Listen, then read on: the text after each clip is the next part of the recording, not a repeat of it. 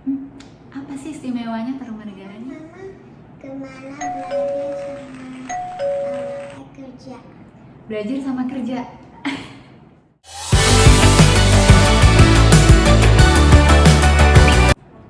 Hai teman-teman semua, jumpa lagi di episode kedua di YouTubeku ini. Nah, teman-teman, melanjutkan episode yang pertama tentang jadi psikolog dan proses perjalananku belajar di psikologi S1 dan S2. Terima kasih teman-teman yang udah lanjut nonton di episode kedua ini. Thank you atas dukungan teman-teman semua dan apresiasinya. Buat teman-teman yang kepo, penasaran dan lain sebagainya, boleh langsung tulis di kolom komentar aja supaya aku juga bisa bales atau aku jadikan konten di episode-episode berikutnya. Nah, atau teman-teman ada ide juga, Kak, bikin konten apa gitu, silahkan, oke? Nah, kalau mau kenal aku lebih dekat lagi juga bisa pergi ke Instagramku atau ke TikTokku di samantha.elsenar. Nah, aku udah nyiapin nih buku-buku, nih ya, aku tunjukin. Tara! Iya. Ini ada si Monica nih. Lagi mau kasih tahu teman-teman tentang waktu mama belajar di psikologi saya. Kamu penasaran juga nggak? Oke, kita otak-atik dulu. Oke. Nah, pertama ini adalah buku wajib. Oke, ini ditulis oleh Bapak Sarlito W. Sarwono ya, berkenalan dengan aliran-aliran dan tokoh-tokoh psikologi. Ini wajib banget ya. Di sini tuh semua sih sudah secara ringkas tentang sejarahnya psikologi dan semua tokoh-tokohnya. Gitu. Ya. Dan ini banyak banget coretan-coretanku, coretan, highlight semuanya ya. Karena itu jadi catatan pada saat aku belajar. Salah satu dosenku bilang kalau punya buku tapi bukunya nggak ada catatan, bukunya dibaca nggak sih?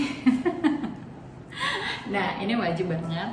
Terus buku favorit. Nah, kalau yang ini favorit dan aku kayaknya nggak pernah bisa untuk melepas buku ini. Nah, buku ini adalah karangan dari Laura King tentang psikologi. Ini adalah dasar-dasar teori psikologi. Ada orange-nya. Kamu tahu nggak kenapa gambarnya orange, Monica? Karena orange itu apa warnanya? Orange artinya fresh. Orange artinya fresh, dan ketika kita kupas di dalamnya ada buahnya lagi. Ya. Jadi ketika kita belajar tentang psikologi, ingatlah sebuah buah orange ini, si jeruk ini, karena ketika kita mengupas jeruk itu kayak kita mengupas jiwa manusia, kita membedah ke dalam, ke intinya manusia tuh kenapa sih dia sampai berperilaku kayak gitu. Ya, ini bagus banget bukunya karena ada ini yang aku bilang kenapa dia bagus. Ada kertas mika-mikanya gini nih, ini plastik. Ini plastik itu tentang otak. Ya, jadi plastik tulisan bener tentang otak. Terus ini di sini dijelasin gambar-gambar otaknya, dan ini pertama kali kayak aku yang kagum banget ada buku seseru ini gitu ya. Ini gambar tentang otaknya lagi, jadi kita bisa dijelasin banget secara detail di sini gitu. Ini belajar kalau nggak salah 1 tahun ya, 2 semester psikologi umum 1 dan psikologi umum 2 belajar tentang ini. Oke, terus yang berikutnya adalah human development. Jadi pas aku kuliah aku belajar pakai buku ini. Ini buku dari Papalia, psikologi perkembangan, dan ini juga sama 1 tahun psikologi perkembangan 1 dan 2. Terus di dalamnya tuh ada semua perkembangan dari janin sampai lansia gitu, manusia tuh berkembangnya kayak gimana. Banyak bukunya tebal bener. Nah, ini coba nih pegang. Berat. Kalau Monica sekarang belajar nggak pakai buku ya? Ini edisi ke-11. Nah, aku udah punya nih edisi yang ke-13 gitu. Yang edisi ke-13 tuh bentuknya kayak gini, putih covernya. Nah, ada sedikit perubahan-perubahan tentang misalnya hasil-hasil penelitian terbaru itu dimasukin di edisi yang ini. Mungkin sekarang udah ada edisi yang terbaru lagi, mungkin ya. Tapi aku senang sih baca yang karangannya Papalia ini dari penerbit McGraw Hill International karena lebih membuka wawasan kita gitu, dengan ada studi-studi kasusnya juga yang bikin kita jadi nggak belajar cuma tentang teorinya aja. Terus ini juga Theory of Personality, buku tentang teori-teori kepribadian yang banyak dipakai. Ya ini lebih kecil, nggak selebar yang perkembangan, tapi ini lengkap banget tentang teori-teori psikologi yang ada banyak itu tuh. It's like family, yeah, it's personality, human personality. Nah, dan masih banyak buku-buku lain yang sebetulnya karena udah nggak sesuai dengan perkembangan zaman, ya kan, udah berapa tahun, berapa belas tahun yang lalu. Ya aku kuliah 2008, sekarang 2021, ya udah berapa, 13 tahun. Hah? Iya, udah 13 tahun berarti. Ya mungkin udah nggak relate sama kondisi sekarang, jadi aku nggak pakai buku-buku itu lagi, tapi aku punya beberapa buku-buku tersebut dalam format PDF sekarang. Nah, aku mau share sekarang gaya belajarku ini, catatan-catatan pada saat aku kuliah, ini masih ada. Nah, biasanya tuh aku selalu bikin yang namanya mind map tuh. Ya, jadi aku selalu bikin mind map, terus warna-warni, pasti mind mapnya warna-warni. Tapi sebelum bikin mind map itu biasanya aku selalu nulis dulu. Jadi aku bikin catatan dulu. Jadi aku rangkum semua materinya dari buku, terus atau dari kuliah. Jadi selama kuliah seringkali aku merekam suara dosenku saat dia presentasi. Nah, sampai di kos-kosan, karena akhirnya aku ngekos pada saat kuliah, aku dengerin ulang dan aku nulis ulang apa sih yang disampaikan, terus aku sesuaikan sama slide dan isi buku. Setelah itu, setelah aku baca, aku rangkum, aku stabiloin, aku baru bikin mind mapnya nih, gitu. Monika udah bikin mind map belum? Udah di sekolah. Udah di sekolah ternyata dia.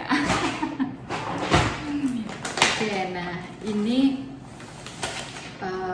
mind map dulu ya, waktu pertama kali, juga tentang tokoh-tokoh. Ini sangat membantu sih ketika belajar, jadi udah tahu gitu koneksinya. Oh, ini ke sini gitu. Itu lebih memudahkan untuk bisa mengingat. Sebetulnya gitu. Oke, sayang. Bentar, itu beda. Monika mau main apa? Main balon ya. Ini yang ketiga tuh, banyak yang masih aku simpan. Jadi prinsipnya nih, kalau aku belajar tentang psikologi sama kuliah itu, satu, dengerin selama dosennya menjelaskan. Karena banyak banget insight yang didapat selama dosen menjelaskan materi-materi. Yang kedua, rekam penjelasan dari dosen, karena akan aku tulis ulang ya.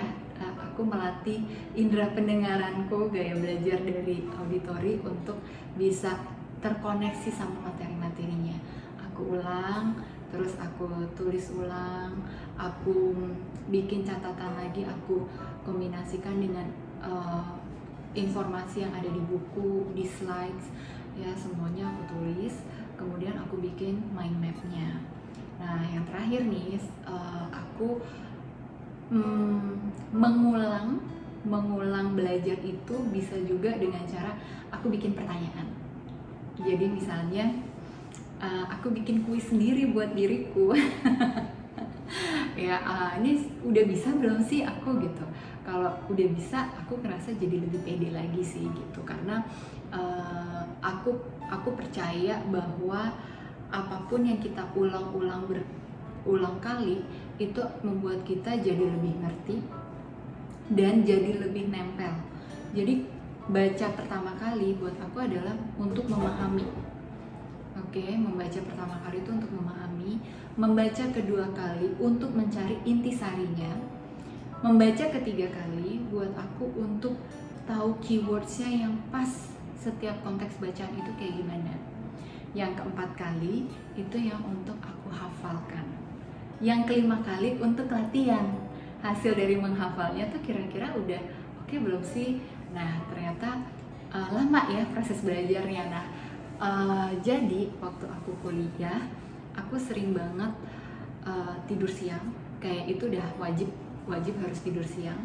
Pada saat aku tidur siang aku mau nanti pas malam harinya semua udah tenang, aku udah cooling down dari aktivitas pada saat aku kuliah, aku bisa lebih fokus untuk belajar daripada aku maksa untuk belajar di siang hari atau sebelum tidur, tapi aku udah lelah aja secara fisik, aku kayak nggak kuat. Jadi aku tidur siang sebentar ya, terus nanti baru mulai belajarnya sekitar jam 8 atau jam 9 malam setelah aku makan malam sampai jam 12 gitu ya. Terus aku tidur, atau aku bisa tidur dulu nih, tidur malam ya jam 8 sampai jam 12 tidur, jam 12 malam baru aku bangun untuk baca-baca dan belajar. Jadi tergantung nih gitu ya, sebenarnya tergantung kondisi saat itu, tapi pasti aku biasanya tidur dulu baru belajar.